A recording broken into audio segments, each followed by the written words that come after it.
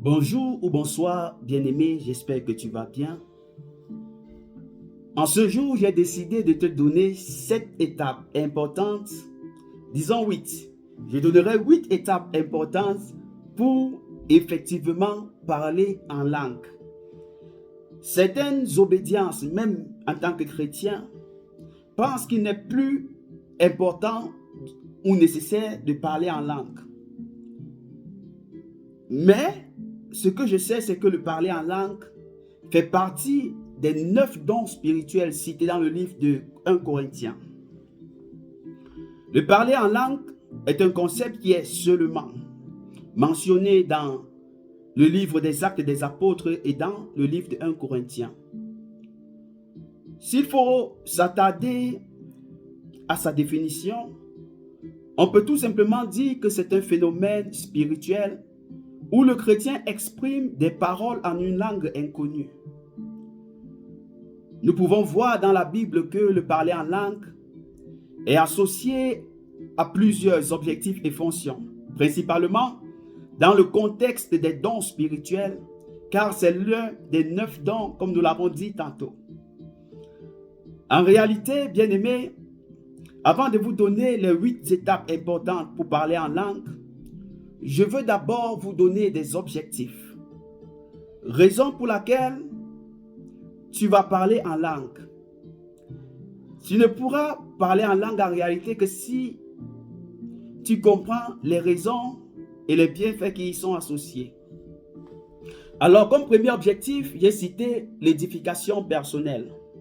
Nous parlons en langue en réalité pour nous édifier nous-mêmes en tant que chrétiens.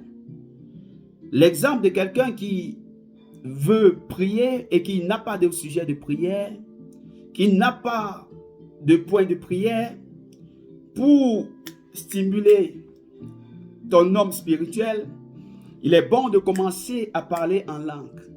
Vous allez voir que des personnes qui ne parlent pas en langue sont des personnes qui ne savent pas prier longtemps. Ils vont faire ce qu'on appelle des prières de qualité, mais celui qui parle en langue fait des prières non seulement de qualité, mais aussi de quantité. Il est écrit dans le livre de 1 Corinthiens chapitre 14, verset 4, que celui qui parle en langue s'édifie lui-même. Alors, parlant en langue, je m'édifie moi-même.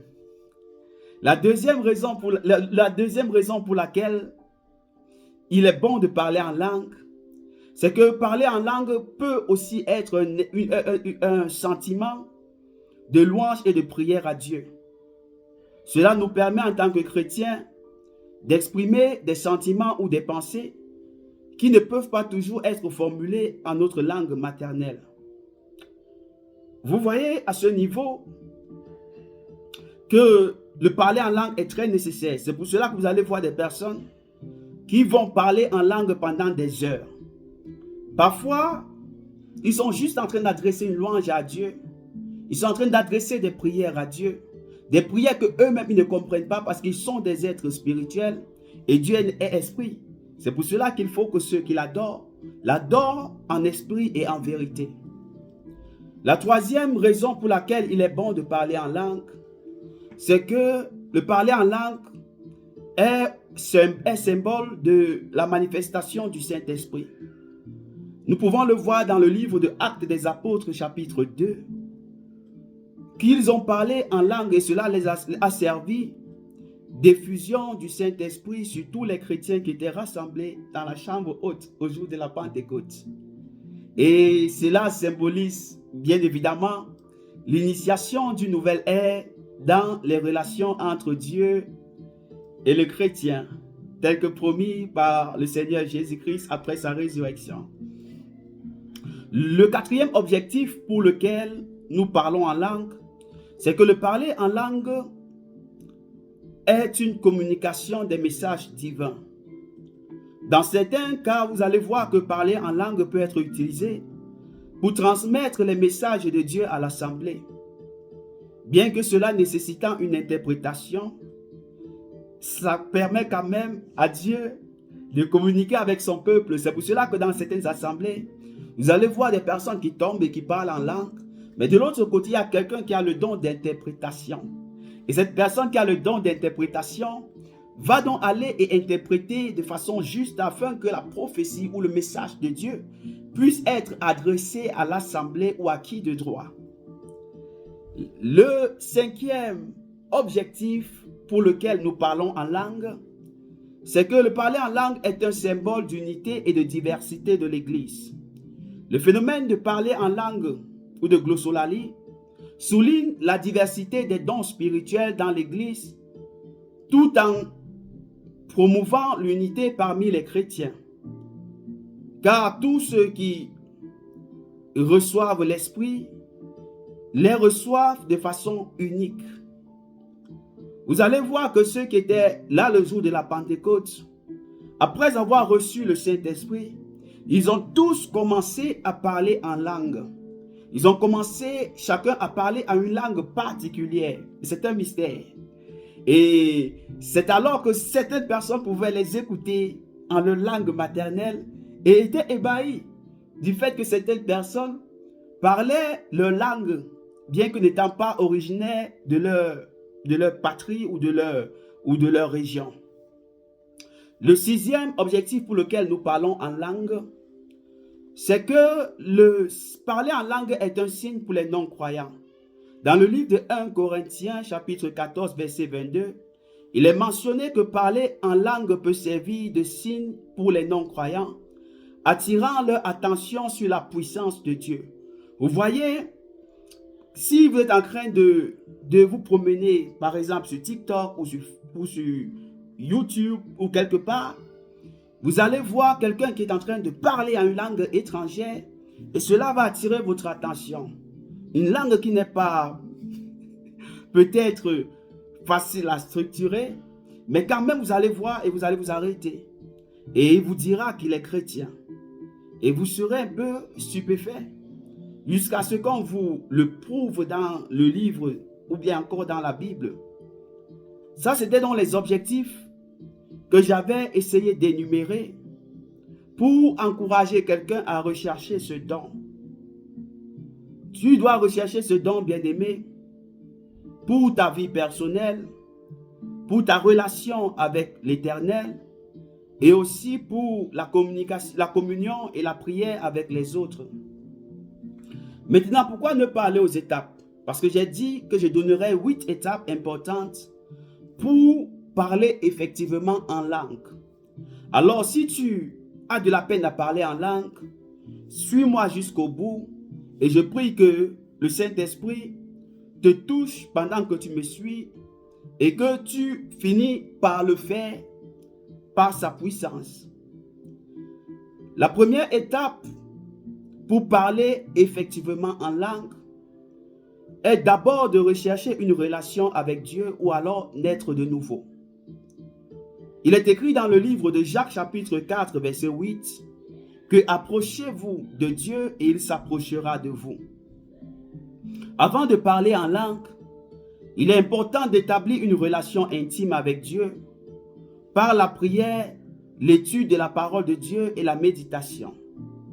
La Bible dit que tous ceux qui naissaient de nouveau dans le livre des Actes, en réalité étaient baptisés et après le baptême, ils parlaient en langue et prophétisaient pour la plupart. Alors, pour rechercher ce don, il est bon de commencer par établir une relation étroite et personnelle avec l'Éternel notre Dieu par Jésus-Christ. La deuxième étape, une fois que vous avez établi une relation personnelle avec le Père, la deuxième étape, c'est de recevoir le Saint-Esprit.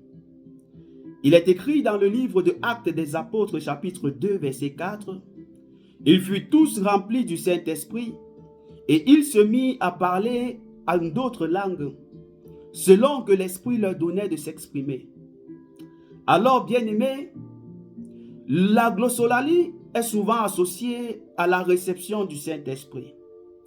Prendre du temps de prier pour être rempli du Saint-Esprit est une étape très importante pour parler en langue. Parce que, comme nous l'avons dit, l'objectif en haut là-bas, c'est de communiquer avec Dieu. Et le Saint-Esprit facilite dans cette communication avec le Père. Alors il est bon d'être rempli du Saint-Esprit afin que l'Esprit de Dieu en toi te donne donc la langue qui est la tienne. Parce que nous ne parlons pas tous en langue. Moi, avec le temps, je me suis rendu compte que j'ai 3 langues. Dans mon parler en langue, je peux aller de 3 différentes façons.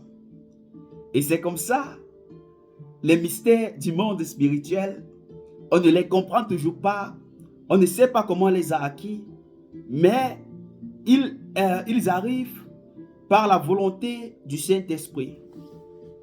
Une fois que vous avez une relation étroite avec le Père et que vous avez reçu le Saint-Esprit, vous devez en réalité, en troisièmement, désirer le don. La Bible dit dans le livre de 1 Corinthiens chapitre 14 verset 1 que recherchez l'amour, aspirez aussi au don spirituel, mais surtout celui de la prophétie. C'est clair que à la lecture de ce verset, que nous pouvons désirer les dons spirituels pour être utiles au service de Dieu. Si on désire la prophétie, si on désire le don de miracle, pourquoi ne pas désirer le parler en langue? Pourquoi ne pas désirer le don de foi? Pourquoi ne pas désirer le don de révélation? Ou encore tout autre des 9 dons spirituels qui nous ont été accordés par le Père. Alors, il est bon de désirer, d'aspirer. Et c'est là que tu auras la foi pour atteindre l'objectif. La 4e étape pour effectivement parler en langue après avoir désiré le don, c'est d'ouvrir son cœur et sa foi. Parce que pour atteindre un objectif spirituel, il faut bien manifester la foi. Une fois que tu manifestes la foi, tu pourras avoir cette persévérance ou cette force surnaturelle qui est donnée par l'Esprit de Dieu en nous pour atteindre cet objectif.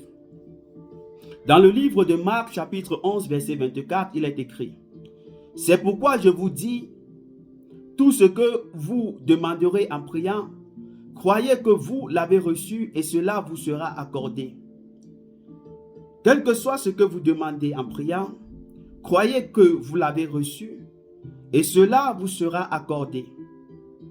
Il est essentiel d'aborder cette expérience de la recherche du don de parler en langue avec foi, en croyant que Dieu peut vous donner le don de parler en langue. Une fois que vous avez cru, vous aurez donc l'énergie nécessaire pour aller vers le don ou pour poursuivre votre désir. La 5e étape pour effectivement parler en langue, c'est de se laisser aller et lâcher prise. Laissez-vous aller parce que ce sont des choses qu'on ne comprend pas avec le raisonnement. Ce sont des choses qui se passent en esprit et tu as besoin de faire taire la chair pour que ton esprit monte.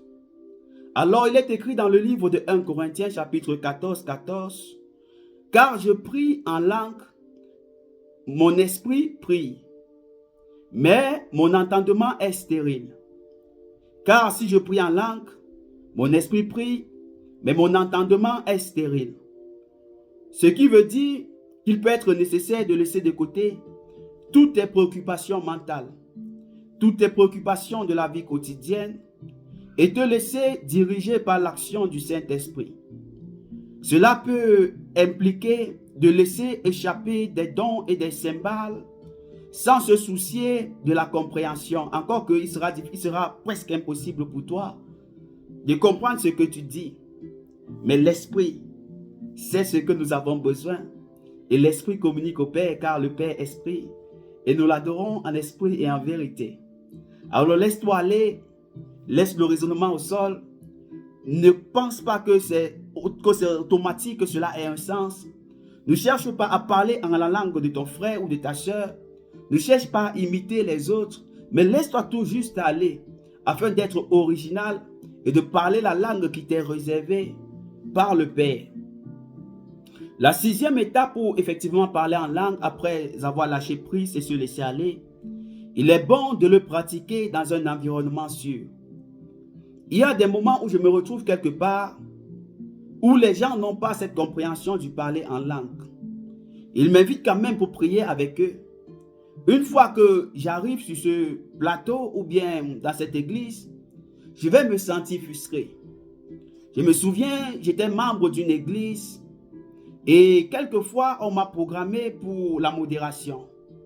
Et pendant que j'étais programmé pour la modération, j'étais emporté par l'esprit et du coup, j'ai commencé à prier en langue. Question de charger l'atmosphère parce que je sentais que j'étais un peu combattu, que mon onction n'était pas libérée. Et quand j'ai commencé, je me suis senti vraiment à l'aise. Mais après, les gens me regardaient d'un air bizarre et les gens ne comprenaient pas toujours ce que je faisais. Et ils ont donc convoqué une réunion pour essayer d'établir certaines normes. L'Esprit de Dieu ne m'a pas convaincu d'aller à cette réunion et j'ai juste décidé de quitter la modération. Vous savez, bien-aimés, vous pouvez avoir un don comme le don de prophétie. Ce n'est pas dans tous les environnements que vous allez prophétiser. Parfois, vous allez arriver quelque part parce qu'ils ont déjà des pensées contre vous. Ils ne sont pas très d'accord avec vous spirituellement. Ils ne vous aiment plus trop comme ils vous aimaient avant. Vous n'allez pas pouvoir prophétiser. On va vous inviter quelque part pour prêcher. Et vous allez arriver, vous allez vous rendre compte que l'atmosphère n'est pas favorable. Et quelque chose que vous faites souvent de façon libérale, vous n'allez pas le faire. Donc c'était pour dire à quelqu'un de pratiquer le parler en langue dans un environnement sûr, avec des frères qui croient en réalité que ce don spirituel est encore nécessaire pour la génération d'aujourd'hui. Il est écrit dans le livre de 1 Corinthiens chapitre 14 verset 26 que chacun de vous chante, enseigne, révèle, parle en langue ou interprète. Que tout se fasse pour l'édification. Alors si vous êtes dans un environnement où vous pouvez vous édifier en parlant en langue, il est bon de le faire. Il est bon de vous laisser aller. Surtout quand autour de vous, il y a des personnes qui le pratiquent aussi. Et vous allez vraiment vous sentir à l'aise. Il faut participer à des réunions de prière ou de service où le parler en langue est encouragé et cela vous sera bénéfique. Cela va vous aider à créer un environnement de soutien et d'encouragement. La sixième étape pour effectivement parler en langue, c'est d'être ouvert à l'interprétation. Dans le livre de 1 Corinthiens chapitre 14 verset 13, il est écrit: c'est pourquoi que celui qui parle en langue prie pour avoir l'interprétation. Que celui qui parle en langue prie pour avoir l'interprétation ou pour pouvoir l'interpréter. Vous savez, si vous parlez en langue dans un contexte communautaire, dans une église, priez pour l'interprétation afin que cela puisse aider les autres à comprendre le message et à utiliser pour édifier l'assemblée. Si dans certaines églises, ils vont parler en langue, mais parler en langue en eux-mêmes. J'ai demandé un jour à un homme de Dieu, mais dans cette église, pourquoi est-ce qu'on ne parle pas en langue? Il me dit, je parle parfois en langue, mais quand ça vient, si j'ai le micro, je vais un peu essayer de calmer. Ça dépend de la culture, de l'éducation qu'il a transmise à son assemblée. Et du coup, ils se disent que s'il n'y a pas l'interprétation, c'est bon de le faire en solo pour pouvoir éviter la confusion ou d'attirer les regards. La dernière étape, nous y sommes, c'est de continuer à croître spirituellement. J'ai des frères et des sœurs qui, quand elles sont emportées par le Saint-Esprit, vont tout simplement parler en langue. Même si elles sont en train de donner la prophétie, c'est une prophétie et parler en langue pour remercier Dieu, une prophétie et parler en langue. Et plus tu grandis spirituellement, plus tu te sens à l'aise dans le parler en langue. Donc ça peut aussi être un signe de la maturité spirituelle. Oui, le parler en langue peut être un symbole ou un signe de la maturité spirituelle. Donc la pratique de parler en langue doit s'accompagner d'une croissance spirituelle dans la foi, dans les études de la parole de Dieu dans des moments de prière intime ou en communauté et aussi dans la communion avec les autres. Alors, j'ose croire que ces étapes peuvent vous guider dans votre désir de parler en langue, en s'appuyant sur des enseignements bibliques et des expériences spirituelles. Si vous voulez en réalité comprendre beaucoup plus le sens, lisez le livre de Actes des Apôtres, chapitre 1 et 2. Lisez le livre de 1 Corinthiens, chapitre 14, et vous verrez qu'il est bon de parler en langue. Que le Seigneur vous bénisse et que le Saint-Esprit vous donne la force nécessaire, la sagesse et que vous soyez impactés et que vous parlez effectivement en langue. Je vais prier pour vous. Éternel notre Dieu, je prie pour toute personne connectée sous le son de ma voix. Je prie, ô tendre Père, que tu ouvres leurs oreilles et que tu délies leur langue, afin qu'ils commencent à parler en langue pour s'édifier eux-mêmes et pour pouvoir t'atteindre aussi facilement, sans avoir de paresse de prier. Père éternel, Dieu Tout-Puissant, bénis-les et donne-leur de croître spirituellement, au nom puissant de Jésus-Christ de Nazareth. Amen. Alors soyez bénis. Si vous n'êtes pas encore chrétien, si vous n'êtes pas encore né de nouveau, je vous encourage de chercher une église locale où la parole de Dieu est prêchée avec vérité et puissance pour la transformation et pour l'édification. Et aussi pour renverser les forteresses. Soyez bénis et à la prochaine. Ciao.